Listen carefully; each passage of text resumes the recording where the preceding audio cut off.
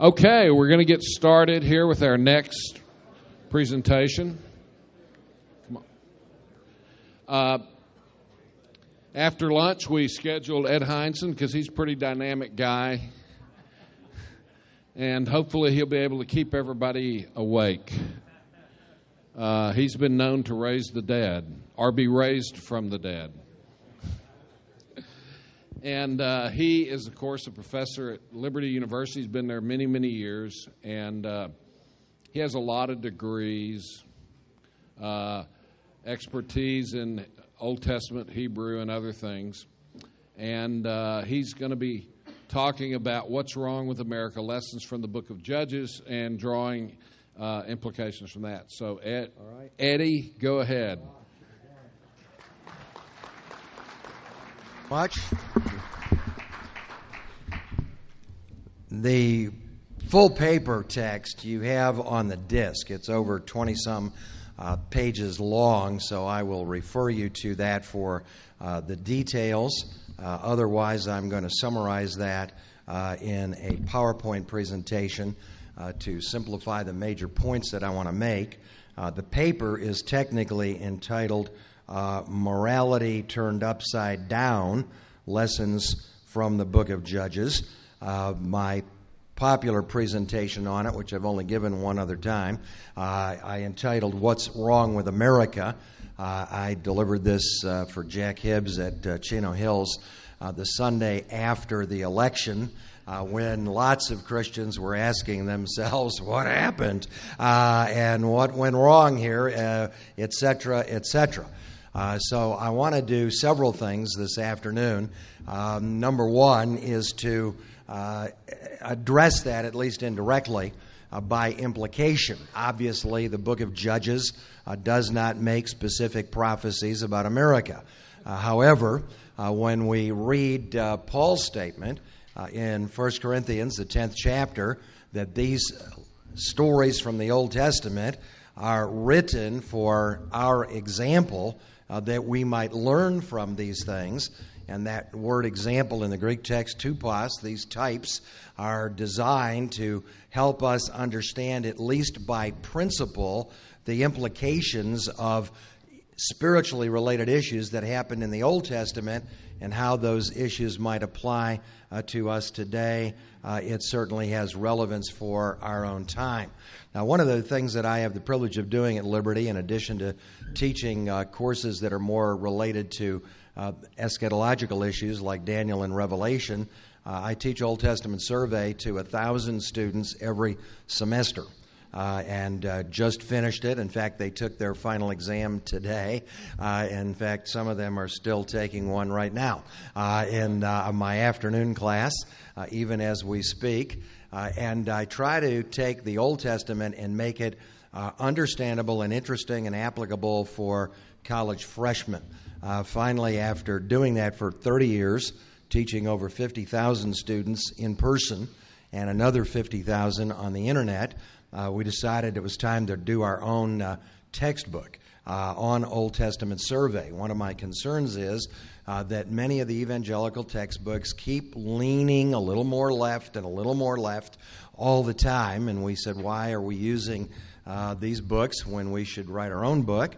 And with the help of Andy Woods and Gary Yates and some others, we've come out with the Essence of the Old Testament, a survey published by Broadman and Holman, B&H, the Southern Baptist Publishing Company, in full color.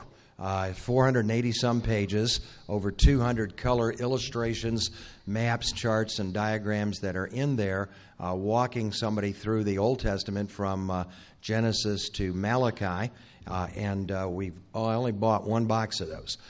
They're available out on the Tim LaHaye table if you're interested in purchasing one of those. I've got them for half price.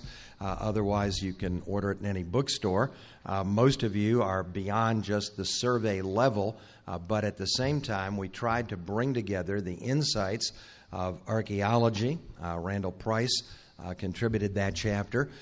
Insights from key Hebrew words So we have a Hebrew highlight for virtually every book in the Old Testament so that the reader can understand it in English and the implication of what that means and what that's all about. But with that in mind, let me invite you to turn to the last chapter and the last verse of the book of Judges. And we'll use the story at the end of the book of Judges in the appendix.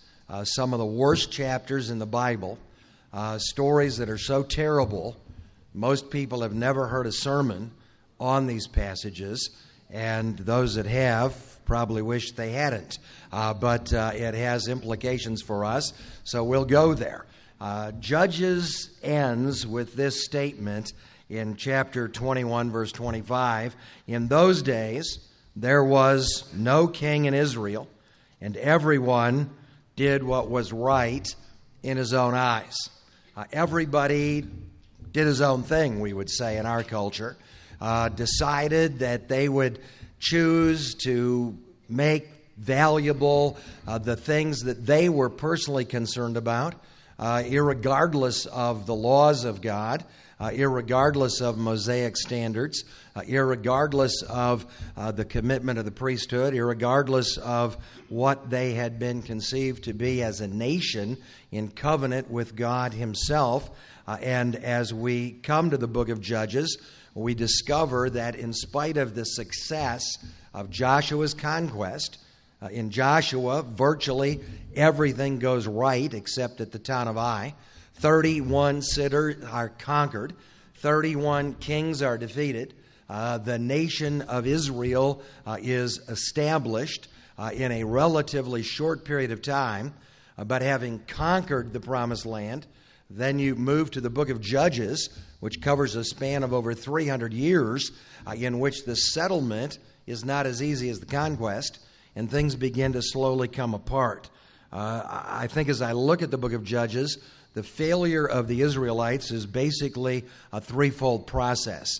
Religious compromise results eventually in moral corruption, which ultimately results in civil catastrophe. As they begin to compromise their commitment to the Lord Yahweh, and they get further and further away from the Mosaic standards, then morality is turned upside down in this book.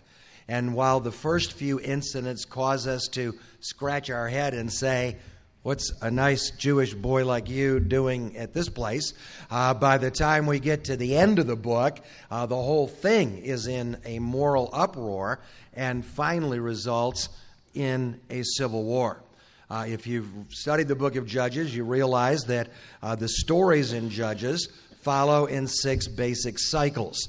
And in each of those cycles, there is a period of falling away from God into apostasy, a time of judgment from God, then a time of repentance, calling on God, and then God moves to raise up a deliverer, a shofet, who will in some way bring deliverance to the people of Israel, and God will judge their hearts that they have truly repented. They deserve such deliverance, and God will move then on their behalf. But after the death of that judge, it's only a matter of time until the next generation lapses again into disobedience and into apostasy, and the cycle is repeated 6 times. First time I read the book of Judges, I was about 16 years old. And I remember as I would read incident after incident after incident, I stopped and said to myself, what's the matter with these people? Don't they get it after 100 years or 200 years that if they keep up this process, it's just going to happen again and again and again? And then God said, look in the mirror, and what's the matter with you? We tend to go through the same kind of ups and downs and struggles along the way as well. Well, the 6 cycles involve Othniel, who rises up against Cushan from Syria, the Aramean, one of those great names of the Old Testament, Cushan Rishathaim, Cushan the dirty double-crosser, it means. And we're not given any context as to what that was all about. All I can suggest is he was from Syria, and they bordered Israel. And he probably said, all I want is peace. A piece of this and a piece of that. And double-crossed them, invaded them, subjugated them, and finally they cried out to the Lord, and Othniel, the relative of Caleb, rises up, throws them out, and the land has rest for a period of time.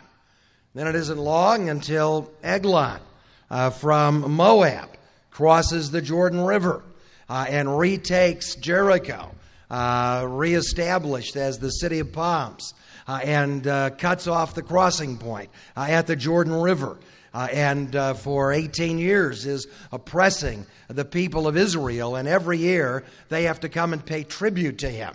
That means you've got to bring money and food and stuff, and you've got to lay it down at his feet. And typically in those days, you as an underlord would have to bow down to the overlord and put your face on his footstool, and he would put his foot on your neck, and you would have to acknowledge that you were in submission to his authority. Now, without any comment, the Bible simply says, now Eglon was a very fat man. So I assume he had a very fat foot that he probably put on Ehud's neck. In fact, we have archaeologically found footstools of ancient kings. You can see this in the King Tut display, for example, in Cairo. It's safe to go there. And you can see that on that footstool they painted little images of different people. You can find a Canaanite, and you can find a Nubian or a whatever. So you find your face and park it on the footstool and show that you are in submission. Well, Ehud decides, I've had enough of this. And you know the story where he is left-handed, Benjamite, and Benjamites in this book are often pictured as being left-handed. That's a genetic thing. And he straps a sword, really a dagger, about 1.5 feet long, on his right hip. So he's left-handed. The dagger's on his right hip. He's a cross-draw expert. Not a cross-dresser, cross-drawer. And those old cowboy movies where the really good guys would go both ways with a gun.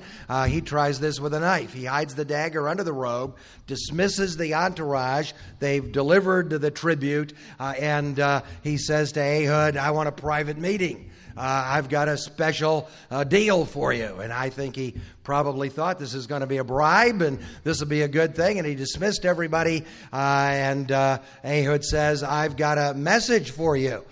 Well, good. Give it to me. It's a message from God. And he reaches in with the left hand, grabs out the dagger from his right hip, and slashes him right through the stomach. And assassinates him. The message is, get the point. God is here to bring judgment, and this is going to be the end of this cycle, etc. And he slashed him through the intestines, and I know it's right after lunch, but the King James Version rather euphemistically says, and dirt came out. Wasn't really dirt. It's what's in your intestines came out, and I won't go any further. There was a mess left behind, and Ehud escapes and rallies an army, and they chase the Moabites back across the Jordan River again. But then again, they lapse back into sin and failure and into apostasy, and constantly the issue comes up, idolatry, immorality, continually.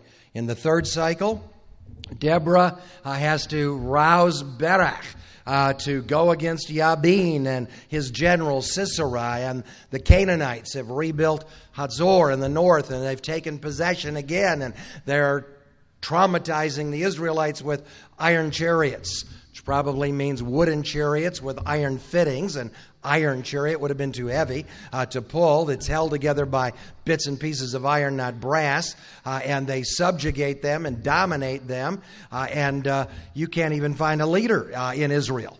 Finally, Deborah has to provoke Barak. God's saying, you ought to go up and stand against these Canaanites.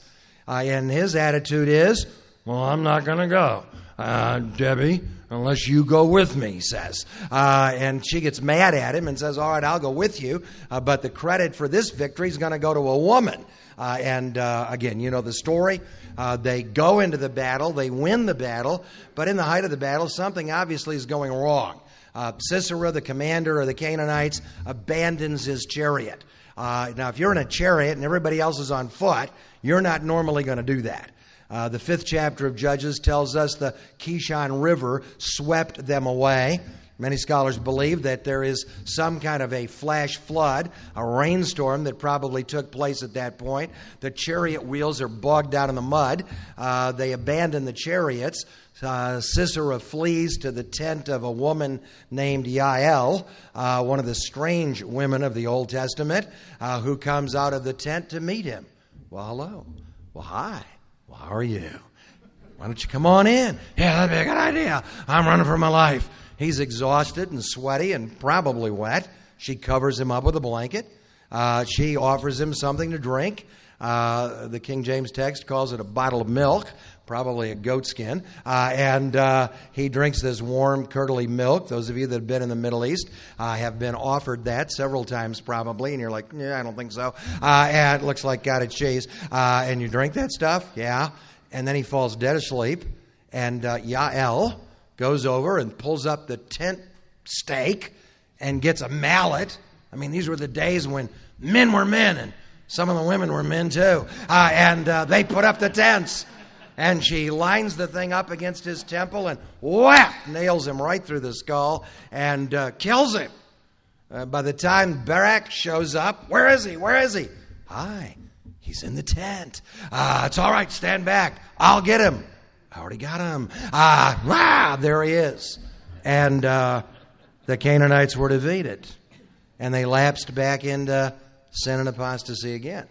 And then the Midianites and the Amalekites came, desert Arab bandits, sweep in off the desert, thousands of them on their camels. And they steal the crops of the Israelites year after year after year and impoverish them. And they're hiding in the dens and in the caves. And finally, the angel of the Lord comes along and finds this guy named Gideon, super chicken himself, hiding in a wine press, trying to thresh grain. Now, you don't thresh grain in a wine press. You smash grapes in a wine press. You thresh grain out in the public in an open threshing floor. He's trying to do this in a wine press to hide it. He's scared to death. I know that he becomes later a great warrior, but when God found him, he was not a great warrior. But the Lord had a sense of humor, and so when the Lord spoke to him, he said to him, what? Hey, mighty warrior. And he's like, you talking to me? You got the wrong guy. Not me. The Lord is with you. I don't think so. Where are all of his signs and his wonders we've heard about? All those miracles, they're not happening anymore. I think God has abandoned us. You got the wrong guy. No, you're exactly what I'm looking for, super chicken. I want to use you to defeat the Midianites and the Amalekites, because one of the things that's become obvious with the people of Israel is if a few of them win a great battle, they think they did it. And they forget that I did it. So I'm going to pick a real unlikely candidate, namely you, and I'm going to challenge you and empower you to win the victory. And you know the story. It's full of ifs and buts. If the Lord is with us. But I would do that, but I didn't do that. And it's filled with the word fear constantly. He's afraid of his own shadow, but finally, God challenges him to the point he can't get out of it. And then when he rallies the army reluctantly, and 32,000 men show up to follow him, then God tells him, what? You got too many men. And he cuts the numbers down till he's only got the 300 left. And then God tells him, and here's how we're going to win the battle, super chicken. We're going to scare them away. We're going to blow trumpets and wave torches. And we're going to scare them to death and throw them into confusion. And it's an amazing, powerful story. They win an incredible victory. He becomes a great warrior. There's even a Bible society named after him. But after he's gone, they fall into sin again. They lapse again into apostasy. And again, the enemy comes in. This time it's the Ammonites from Ammon, Jordan. They're moving up against the East Bank tribes in Gilead. And now they're desperate. They need a leader. They need a warrior. So they call for Jephthah, the son of a prostitute, whom they've rejected and chased away. I tell my students, get a mental image of Clint Eastwood, kind of this outlaw biker guy up in the Golan Heights, and they finally say to him, hey, we need your help, and we'll make a deal with you, and we'll bring you back, etc. And so Jephthah comes back and wins the war against the Ammonites, and again, there's peace, but again, they lapse into apostasy, and they lapse into idolatry, and by the time you get to the final cycle, Samson against the Philistines, things are so bad, there is no army. Samson is nothing more than a one-man army, a kind of Hebrew Hulk, if you will. The Philistines from Greece have landed on the coast of Israel. They've captured the beach. They've captured the farmland and the plain of Sharon. They've driven the Israelites up into the hills. And yet along the Shephelah, there is this undefined border area that you can cross. There's no fence there or wall there then. And so backslidden Israelites would make their way in among the Philistines and have commercial relations and social relations. And you know the story. Samson, with the wandering eyeball, falls in love with the Philistine girl. The marriage is a disaster. Ends up with the prostituted Gaza, another disaster. And finally, the haircut from Delilah. I always tell my students at Liberty, I can't prove this, but I picture her as being from South Philistia. Samson, you big old hunk, you. How could little old me just tie you up? Whatever. And that lover's game leads to total disaster. And by the time it's over, Samson is dead, crushed in the rubble. The families come up to pull the dead bodies out of the rubble. But the hopes and dreams of Israel at that point are crushed. There is no army. There is no leadership. Leadership has failed desperately at this point in time. And the book of Judges ends with an appendix in chapters 17 to 21 that almost everybody agrees is out of order chronologically. This is like if you think the story of the 6 cycles was bad, this is the really bad stuff. Here are all the footnotes at the end. In the 17th chapter, you have the story in that chapter of the priest for hire. Everything is wrong in these chapters. The 17th chapter opens in verse 1 saying there was a man from Mount Ephraim whose name was Micah, and he said to his mother, the 1,100 pieces of silver, now that's a lot of money back then, it's like $1 million, that was stolen from you, about which you cursed, I took it. Oh, well, God bless you, she says. I didn't lose my 1,100 pieces of silver after all. You've got it. Yeah. And she said, well, that's good, because I wholly dedicated it unto the Lord. It was all, I was going to give it all to God. Oh, okay, Ma. Well, I took it, but I still have it, and, I could give it back to you. So he restored the money to her, and she took 200 pieces of silver, not the 1,100 that she'd supposedly dedicated to God, and said, here, take 200 pieces of silver and make an idol. This is a Jewish family. These are Israelites. Make an idol out of this. In fact, you can make a couple of idols. You could make a graven image and a molten image. You could pour a little molten image of solid silver into a little mold of some sort, and we could pop a god out of there, and then we could carve one and plate it with silver, and yeah, we got plenty of silver here. And he decides to make a house of gods, a shrine. So here's an Israelite family with a household shrine of household gods, and they think this is a good thing. This is a good idea. You talk about pluralism. I mean, after all, if Jehovah can take care of us, and some days maybe these other guys can help out too. Baal can certainly help with the environment. We heard that this morning. And bring a little rain and bring a little blessing and a little substance, and those little goddess figurines, those little Asherah poles out in the garden. That could help with fertility and a bunch of things, and wouldn't that be a good deal? And verse 5 says, and the man Micah had a house of these gods, and he made an ephod and teraphim, and he consecrated one of his sons to be a priest. And verse 6 says, and there was no, what? King in Israel. Help me out. No king in Israel. And everybody did his own thing. It's the author's way of telling us this is not the right thing. They're not doing the right thing here. This is all wrong. Then it gets worse in that chapter. In verse 7, there was a young man out of Bethlehem. And notice in this appendix, the town of Bethlehem comes up several times. Here's a Levite from Bethlehem who comes wandering up into that area. And he comes on to the house of Micah in the next verse. And Micah decides to hire him. So where are you going? I'm just kind of wandering around. Kind of a preacher for hire. Have Levite will pay money. And will work for hire. Whatever. So he hires him. And he says to him in verse 10, why don't you stay with me and I'll be a father to you and you can be a priest to me. And I'll give you 10 pieces of silver a year. That's an annual salary. 10 pieces of silver.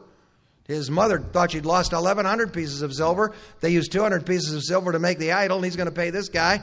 Preachers are cheap, man. 10 pieces of silver, that's it. And he says, okay, I'm in. And he becomes his own private priest. So now you've got a guy with a shrine full of idols. You've got a Levite who's willing to work for him and run the shrine, all presumably in the name of God. And it's okay, really, if as long as we still believe in the Lord and we do a little other stuff, a little Buddhist stuff or a little Hindu stuff or a little whatever, isn't that okay? And I don't want to read that into the text, but you get the idea. It's a synchronistic situation here of multiplicity of ideas.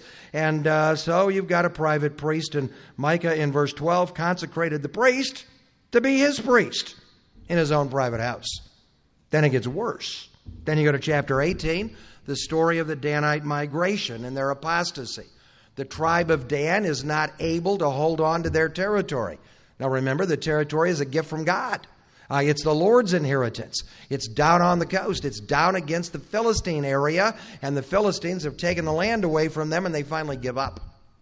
They decide we're going to migrate north. We've got to find another place to go, and they apostatize both spiritually and literally by leaving the land. They send some guys north to check out a place that we might move to. On the way, the town of Laish, which the chapter presents as innocent people living peacefully up there. They're not at war with anybody, so they find these unsuspecting people and decide we're going to attack them and steal their city and make it our city. But on the way, they stop at Micah's house and say, oh, you got a bunch of gods here. We could use gods. We're leaving our territory. And you got a priest. We could use a priest. So they steal the gods. Micah throws a fit. Morality turned upside down. This is terrible. This is against the law. You can't steal my gods that I'm not supposed to have in the first place. And then they say to the priest, and we'd like to take you with us too. I don't want to go. Good, then we're going to kill you. I think I'll go with you. Yeah, that'd be a real good idea. And they steal the priest. So by the time you get to the end of the 18th chapter, the tribe of Dan has forsaken their territory. I think is one of the reasons they're not named in the book of Revelation among the 12 tribes that are named on the gates of the New Jerusalem. They're not there, the apostate tribe, and they move north, attack this town, and the town in the north becomes what we call today Tel Dan. From Dan in the north to Beersheba in the south. The problem is the move was not a good thing, and it probably takes place before the Samson story, because in the Samson story, they're living in a camp, a displaced person's refugee camp. The tribe is left out and vacated the area. Samson's all that's left behind in that case. Then you go to the 19th chapter, and it gets worse. The story of the Levite with the concubine. And again, we're back to Bethlehem. It came to pass in those days, 19:1, there was no king. Tell me again what? No king in Israel. And a certain Levite was going up into Mount Ephraim, and he stops in Bethlehem, and he took a concubine out of Bethlehem. Now, as you read the whole chapter, it appears that the girl's father is running a kind of a scam. Men come along, and he says, "You want to marry my daughter?" "Well, not really." "Well, how about a concubine relationship? Sort of a half-wife." "Yeah, I could go for that." So he sells the girl to these men. They leave town, and the girl eventually runs away and comes back. And he sells her again. And she runs away and she comes back. And this is obviously going on all the time. So she leaves with the Levite and runs away, and he has to come back to try to get her back and argues with the father. And finally the father goes, okay, you can have her back. Most guys don't come back and get her, but you can have her. But then he stalls, and he tries to get him, stay longer. Finally, after several days, the Levite goes, "Look, we're out of here. We're gone." They leave late in the afternoon. They go north from Bethlehem. You go north 5 miles, you're to Jerusalem. But Jerusalem then is held by the Jebusites, and he decides we're not stopping there for the night with those Jebusites. They go further north to Gibeah in the territory of Benjamin. And they stop for the night. And an old man comes out to meet him and invites them to come to his house. And the Levite says, "Oh, no, we can just sleep out here in the park." And the old man goes, "No, I don't think that would be a good idea. You probably should come to my house. You don't know what goes on here. Come over for dinner at least." They come for dinner. While they're at dinner, homosexuals show up, and they want to meet the guy. "Where's the guy that came to the house?" "Can't we meet him? He's a nice guy. He looks real nice." "No, stay away, whatever." Now, here's the tragedy. You don't solve one sexual addiction by creating another one. So what do they do in that story? They can't talk the homosexuals into leaving them alone, so they give them the concubine. "Here, take her," instead. They shut the door, they rape the concubine, and kill her. By morning, when they open the door, she's lying there dead on the doorstep. The Levite's horrified. He picks up her dead body, puts her on a donkey, takes her home, and chops her up in 12 pieces. The whole idea of dismemberment. Then he sends a piece to each of the 12 tribes of Israel. How'd you like to get that FedEx package? You open it up and an arm falls out. Well, they're upset. Everybody's upset. They said, "This has never happened in Israel." No kidding, it's against the law. They're violating every spiritual principle and standard. But notice, the Levite was wrong to have the concubine to start with. He was wrong to give her to the homosexuals. They were wrong to rape her. And now he's upset, and he wants something done about it. And he gets all the tribes upset. And by the time you're done, civil war breaks out in the 20th chapter. All of the tribes rally together. They go to the city of Gibeah and demand, "Bring those men out here. We're going to execute them." And the tribe of Benjamin says, "No, they're Benjamites, they're our people, and you can't have them, leave them alone." And the 11 tribes go to war with the tribe of Benjamin. Chaos erupts, and you have that horrible story in chapter 20. Thousands of people die. By the time you're at the end of the story, they have almost wiped out the entire tribe of Benjamin. All the women are dead. All the children are dead. There are only 600 warriors left. They're holed up literally in the rock of Ramon. And they finally sue for peace. "Don't kill us. If you kill all of us, you'll have wiped out the tribe of Benjamin." If you'd wiped out the tribe of Benjamin, there never would have been an Esther. She was from the tribe of Benjamin. There never would have been an Apostle Paul. He was from the tribe of Benjamin. They're on the verge of destroying the tribe, and finally they say, "All right, we'll make peace, but we will not marry any of our daughters to you rotten, corrupt people. We'll let you live, but you can't have any of our wives." Then it gets worse.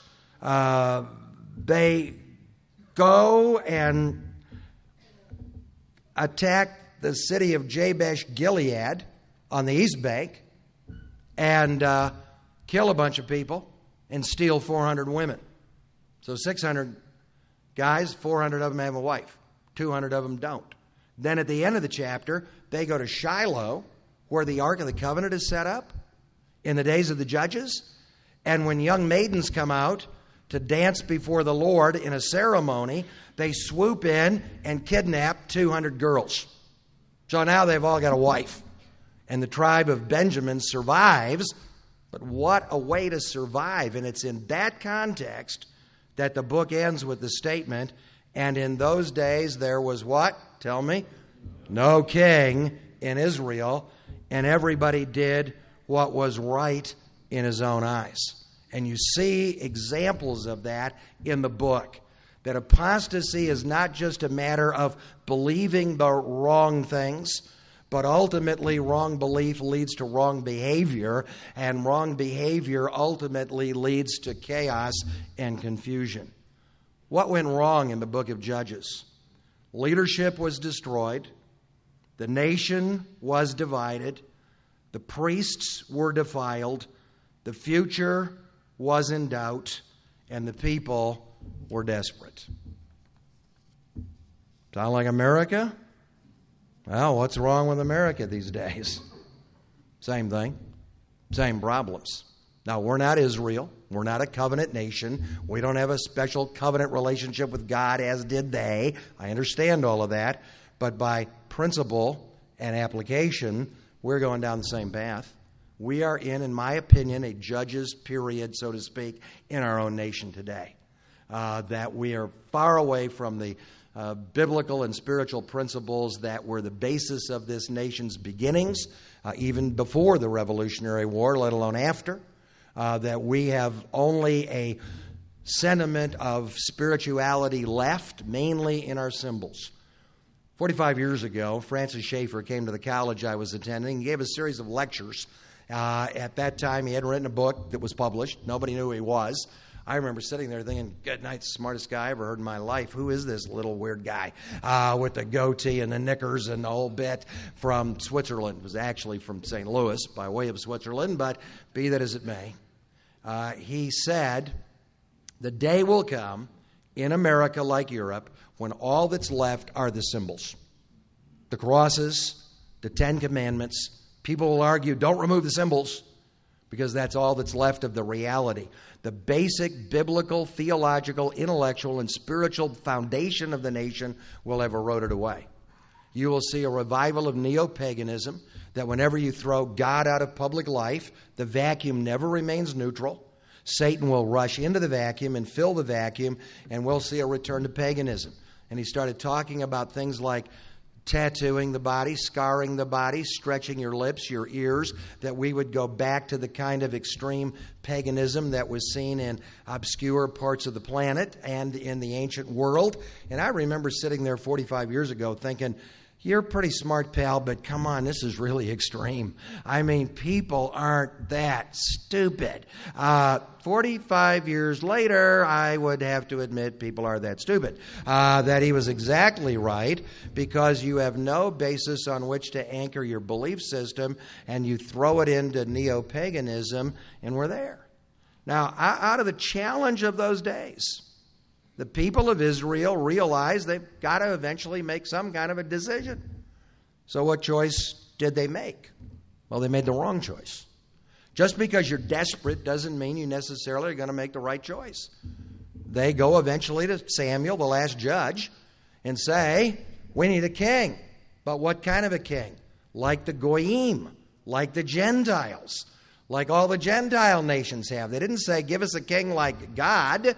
God is our king, Samuel reminded them. He's the king of this theocracy. Yeah, we understand that, but we want a king we can see who will go out and fight our battles for us, who will make our lives easy, who will meet our needs, etc. And you remember what Samuel said. He's not going to fight for you. He's going to draft your sons to fight for him. He's going to raise your taxes. He's going to tax you in order to pay for all of his projects. Do you realize what you're asking for? And they don't care. We want a king like the nations. And what does God say then? Fine, give them what they want then. I know exactly what they want. He's a big, tall guy. He looks like a king. He's from the tribe of Benjamin. But he's out looking for his father's lost donkeys. The story's almost hilarious. It's as though Saul were the lost donkey, and God says, I know where he is. He's out looking for lost donkeys. God always knows where we all are. And tells Samuel, that's where he is, go find him. You know the story. Samuel goes and finds him and says, God has sent me to anoint you to be the king of Israel. Oh, not me. And you see all this false humility in Saul. I mean, I wouldn't really make a good king. I mean, where's my crown? Where would my throne be? Where would I sit? Whatever. And when you give a power to a person of weak character, it always goes to their head, and power corrupts them. And in the story of Saul, Saul is handsome, tall, and vain. Finally, Samuel says, no, you'll do. You're the one. I'm going to make you the king. And oh, by the way, the donkeys, they've been found. Oh, they have? Well, where have they been found?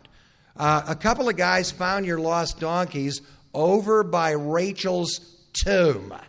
Where is Rachel's tomb? At Bethlehem. That runs all through these stories. That's woven through constantly. You'll go find the lost donkeys at Bethlehem. And they've got the wrong man, the wrong time, and the wrong tribe. The king is supposed to come from the tribe of Judah, not Benjamin. He's got to come after 10 generations have passed from the illegitimate conception of Phares. That's why you have those 10 generations listed at the end of the book of Ruth, till you finally get to the name of David. There's a reason for that. People say, they have all these names in the Bible. There's a reason. They're real people that prove real history, that prove a real point. I love to remind my students, the Bible is not written into thin air like mythology.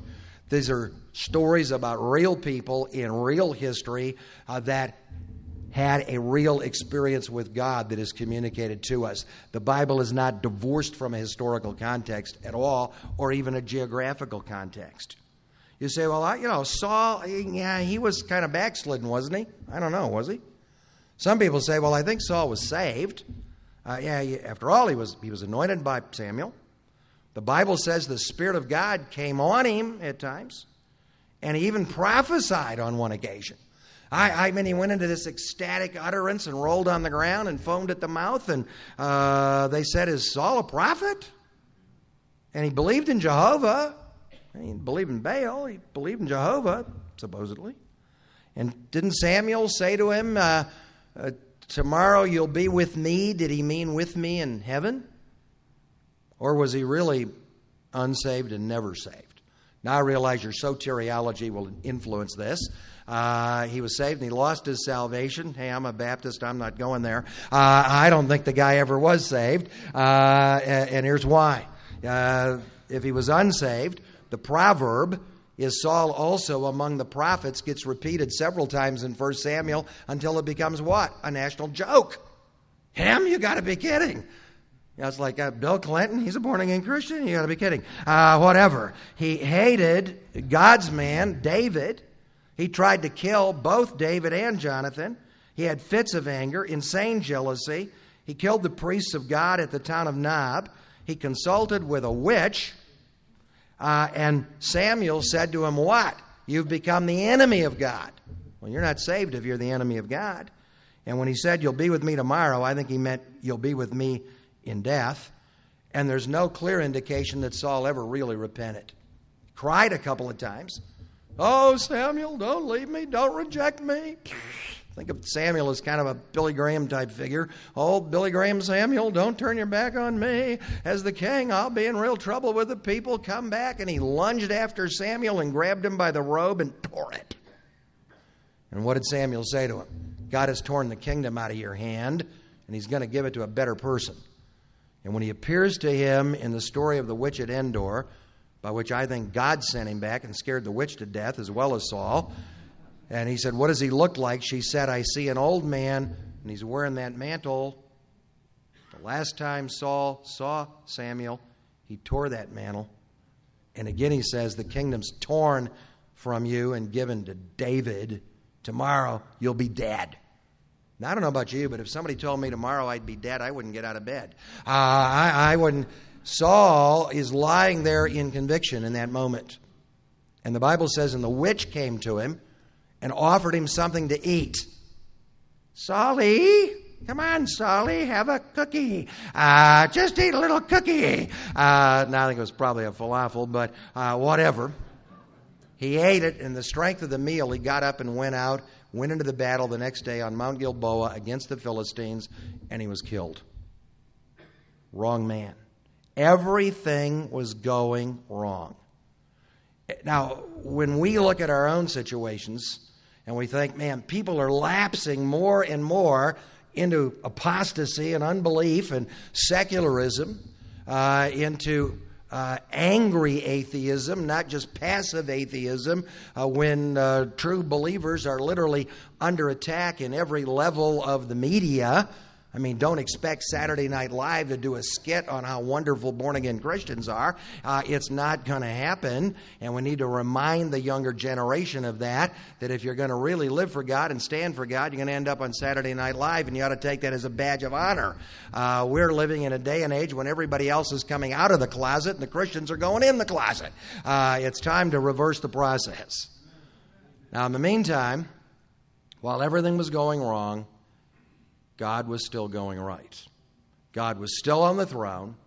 God still knew what he was doing. And what's the linchpin that holds the whole story from Judges to 1 Samuel together? And why is it placed that way in our Bibles? It's the little book of Ruth. God was looking for one person to straighten out this mess, and it was a girl who was a Moabite, who wasn't even an Israelite. Because the Bible is not anti-Arab. God said to Ishmael, I will bless you and make of you a great nation and a great people.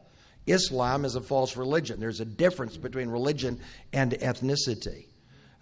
You have all kinds of non-Jews that marry into the biblical story. Joseph marries an Egyptian girl, a Asenath. Moses marries a Midianite, Zipporah, who's an Arab. You've got all these connections running through the Bible, and Ruth decides, I'm not going to stay in Moab. I'm going to go home with Naomi to what town? Bethlehem. That's the connection in the story. I'm going to go to Bethlehem, and your people will be my people, and your God will be my God. And she meets and marries Boaz. What a great love story. She's down on all fours, gleaning scraps of grain, trying to get a handful to survive. Looks up and sees two legs and a guy standing there. Well, hi, how are you? Kind of hot and sweaty and tired, actually. Who are you? I'm Boaz. I'm the richest man in Bethlehem. Really? My mother-in-law'd like you. Whatever. She marries Boaz, and she and Boaz become the great-grandparents of who? David. The what? King. There was the answer all along. So sometimes when everything's going wrong and it looks like there is no answer, God reminds us he's on the throne, he's in control, God is going right even when everything else is going wrong. Now, I'm of a strong personal conviction that things will continue to get worse and worse and worse in unbelieving society. But I'm also of strong conviction that we're to preach the gospel, declare the truth, and that Jesus said, I will build my church, continuative sense, and the gates of hell will not prevail against it. You don't attack with gates, you defend with gates. He sees the church on the offensive, Satan on the defensive, so you have promises and prophecies of blessing for the church, but warning against compromise and apostasy, and a prophecy of doom for the unbelievers. So when people say to you, you teach prophecy, what bad news do you have for us today? Well, it's only bad news for who? The unbelievers. It's good news for the believer, because the bottom line is, hallelujah, we win. And all of God's people said, amen. All right, questions and response to all of that. A walk through the Old Testament for a moment to remind us where we may be today.